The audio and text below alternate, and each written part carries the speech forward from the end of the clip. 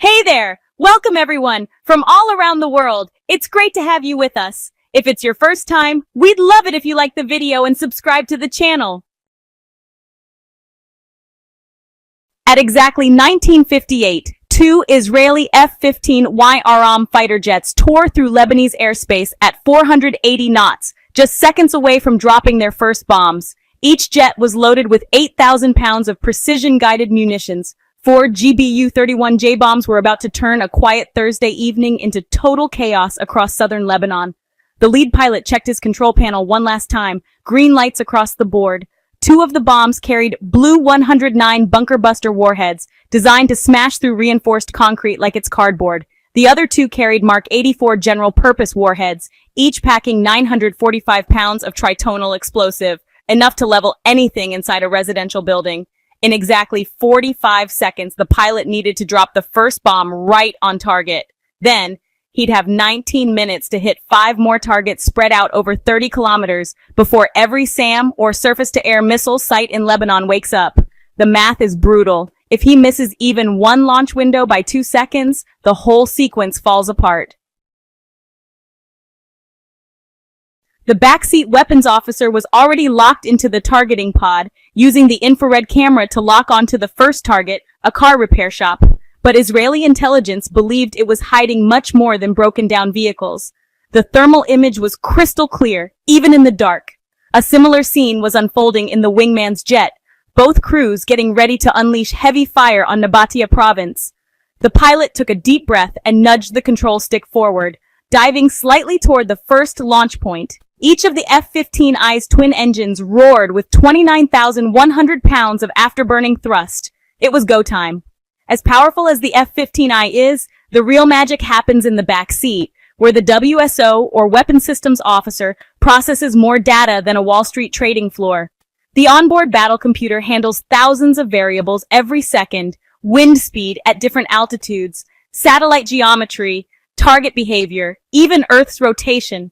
All of it boiled down to one question: exactly where should each bomb be released? The targeting pod, or lantern capsule, was the WSO's window to the battlefield. Its infrared sensor was cooled to minus 196 degrees Celsius, colder than liquid nitrogen, so it could detect human body heat from 15 kilometers away. Tonight, every building lit up clearly in thermal view, revealing hot engines, warm roofs, even heat leaking from windows.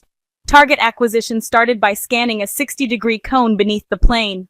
Once it spotted a temperature difference between a building and the cooler ground, the system zoomed in 20 times for a tight view. Even while flying hundreds of miles an hour, the stabilizer kept the crosshairs laser-locked on the target. That's where things got tricky, matching the right bomb to the right target. The computer ran a priority matrix considering factors like penetration depth, fuse settings, and blast patterns. It's kind of like thinking carefully before saying something to your wife.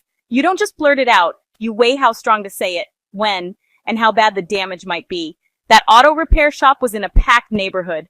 The Blue 109 bomb would delay detonation just long enough to explode inside the building, minimizing collateral damage.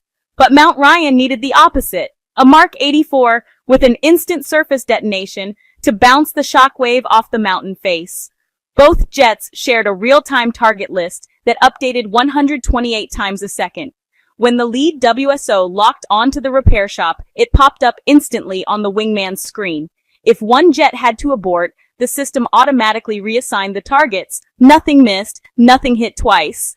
It all happened faster than human reaction time, preventing wasted bombs on already destroyed targets. Meanwhile, the radar on the jets was scanning for movement on the ground, separating buildings from vehicles trying to flee. The radar used Doppler shift. If something was moving faster than 5 kilometers per hour, it lit up as a bright moving dot. This real-time data fed straight into the targeting computer to ensure only active targets were engaged. Down below, Lebanese radar operators were panicking. What started as 2 blips crossing the border suddenly looked like a whole phantom air force. One moment, 4 jets heading toward Beirut. The next, 6 heading to Tripoli, then back to 2, but now 50 kilometers from where they were seconds ago. This radar confusion came from the L-8222 jamming pods slung under the F-15Is. These weren't just static noise jammers, they were smart. They listened to enemy radar pulses, recorded them, and replayed altered versions. Delay a return signal by microseconds, and the jet appears 10 kilometers away. Tweak the frequency shift, and it looks like it's flying at a totally different speed.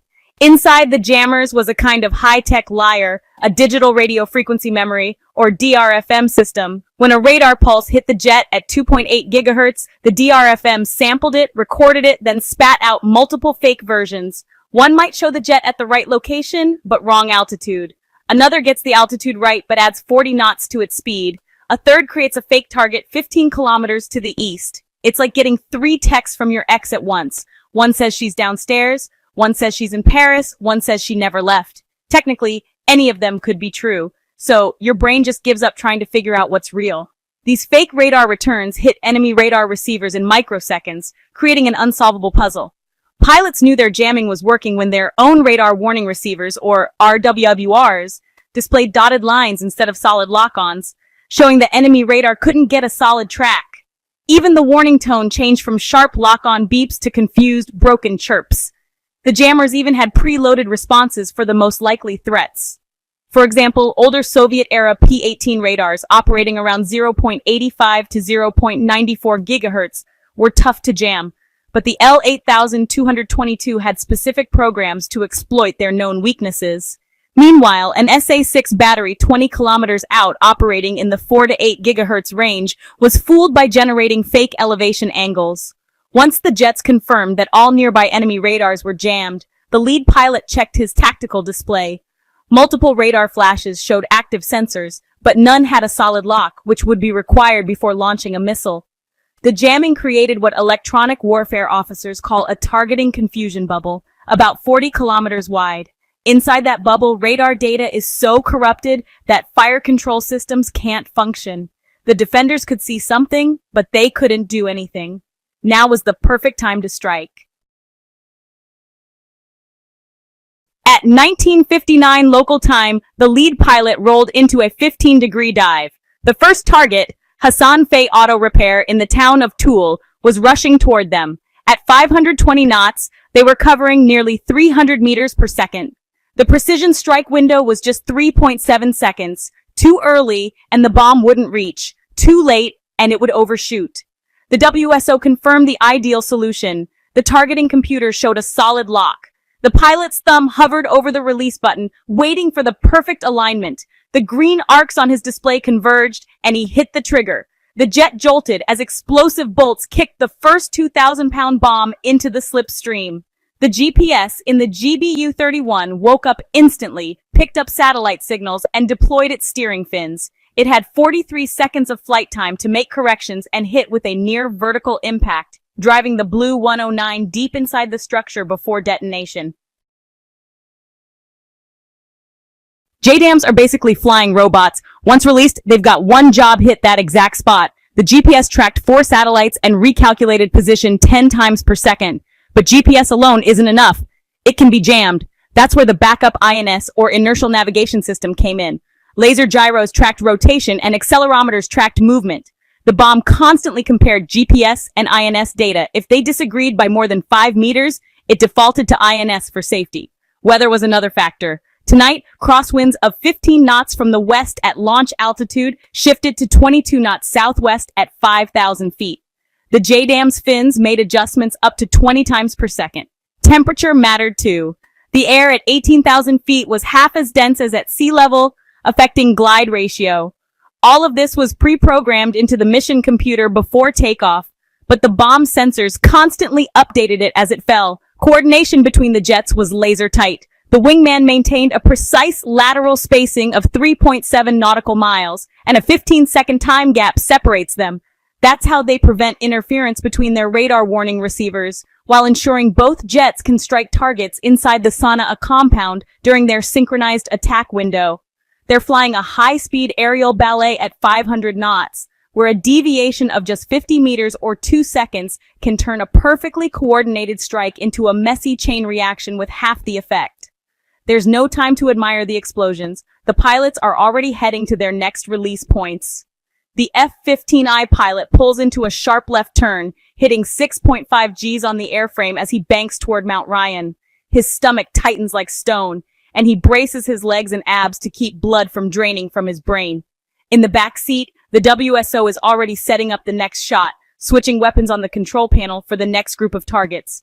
By 20:03, all 8 bombs are in the air, each following its own program path through the dark. But did they time their drops right? The first impact happens at 20:04 and 17 seconds. Through the thermal camera in the lantern pod, the pilot watches Hassan Fah's auto repair shop vanish completely. The Blue 109 penetrator bomb slams into the roof at 267 meters per second, fast enough to make concrete feel like wet paper. The warhead punches through 3 floors before its delayed fuse goes off, releasing 550 pounds of high explosive inside. This is where physics gets brutal. The bomb's high-energy explosive compound, PBXN, detonates at 8,092 meters per second, creating a shockwave with an initial pressure spike of 2.7 million psi at the blast point. That pressure drops quickly with distance, but inside a confined structure, the pressure reflects off walls, creating chaotic and powerful wave patterns. The positive pressure phase lasts around 10 milliseconds, followed by a longer negative phase that literally sucks debris back toward the center of the explosion. This push-pull motion is what gives bunker buster warheads their signature internal collapse effect. Multiple sensors confirm the hit. The lantern pod detects the thermal spike over 2,000 degrees Celsius, momentarily blinding the infrared sensors. Once the pod adjusts its gain control, secondary signs appear. Sudden temperature changes across the building signal structural collapse, and explosions from stored materials trigger follow-up blasts. The WSO marks the target as destroyed on his screen. The system automatically logs the GPS coordinates, impact time, and bomb ID for the post-mission report. The mountain strike plays out completely differently. When the Mark 84 bomb hits Mount Rayón, it creates what weapons engineers call a phantom leg, where the direct shock wave meets a reflected wave from the mountain's face, amplifying the force. The 945 pounds of tritonal explosive generates a 50-meter wide fireball, and the blast wave initially travels at Mach 20 before slowing down. But the real surprise comes at Sana'a. Both F-15s timed their drops so that 2 Mark 84s hit just 1.7 seconds apart. And when their shockwaves collided, they didn't just add up, they multiplied. The overlapping pressure waves created a blast zone where the overpressure hit 52 psi. For context, 5 psi can destroy a house. 52 psi pulverizes buildings and sends cars flying like leaves in a hurricane. But the second those bombs were released, the radar warning receivers on the jets lit up like pinball machines. The SA-6 missile batteries had just gone active. The pilots immediately spotted the radar code for the 1S91 straight flush fire control system, the deadly part of the SA-6. Signal strength read -45 dBm, meaning the radar had locked on. 3 seconds later, UV sensors picked up the missile's exhaust plume, launch confirmed. The escape sequence kicked in, a precisely choreographed mix of speed, altitude, and deception. Both F-15s dove toward the Mediterranean, accelerating past 600 knots, dropping 10,000 feet. Every 15 seconds, they released chaff bursts, aluminum-coated fiberglass strips cut to half the radar's wavelength. Each burst unfolded into a 100-meter-wide cloud of radar-reflective material, creating a path of fake targets trailing behind them. Meanwhile, the onboard ALQ-135 jammers were working full blast, pushing 1,500 watts of finely tuned electronic interference. These signals flooded the missile seekers with noise, tricking them with false range gates, fake reflections drifting farther from the real jets. The missiles ended up chasing empty sky. When combined with the chaff and dive maneuvers, this was more than enough to fool the relatively outdated SA-6 analog seekers. By 2011, both jets were safely flying over the Mediterranean again, headed home with empty weapons racks and just enough fuel for a victorious return. Behind them, 6 towering smoke plumes marked what were once high-priority targets. From takeoff to landing, the entire operation lasted only 26 minutes. Thanks for watching! Don't forget to follow the news channel.